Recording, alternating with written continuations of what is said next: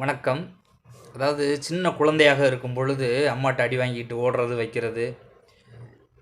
அப்போ வந்து அம்மாட்ட அந்த அந்த அவங்களுக்கு இருந்தாலும் அந்த கோபம் இருக்கும். வரும்போது, "அம்மா பசிக்குதும்மா" அப்படின்னு சொன்னோனே அந்த கோபம் எங்கே போகுதுன்னே தெரியாது. உடனடியா சாப்பாடு வந்துடும். அது மாதிரி அப்பாக்கிட்டேயும் அடி வாங்கும்போது, அப்படி கையை ஓங்குவார், "அப்பா வலிக்குதுப்பா" அப்படியே அந்த ஆத்திரத்தை அடைக்கிறோம் அந்த கோபம். மனைவிட்ட பேசும்போதெல்லாம் இப்போ ஏதோ ஒரு சங்கட்டமான சூழ்நிலை, ஒரு இக்கட்டான சூழ்நிலை ஏற்படும் பொழுது, மனசு என்னமோ பண்ணுதுமா அப்படின்னு சொன்னால், அப்போ அந்த மனைவியின் மனதை கூட கலங்க வைத்து விடும் அந்த வார்த்தையில், அன்பான வார்த்தையில்.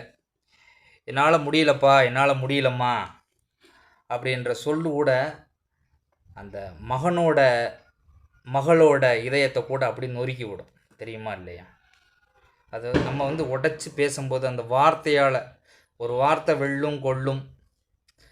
அன்பு, பாசம், நேசம், கருணை எல்லாம் இறைவன் கொடுத்த வரம். எதற்காக இழந்து விட வேணாம். அதெல்லாம் எப்பொழுதுமே யார்கிட்ட இருந்தாலும் அன்பாக இருப்போம், பண்பாக இருப்போம், பாசமாக இருப்போம், நேசமாக இருப்போம், உரிமையோடு பழகுவோம், உயிரோடு பழகுவோம், உண்மையாக பழகுவோம். வணக்கம்.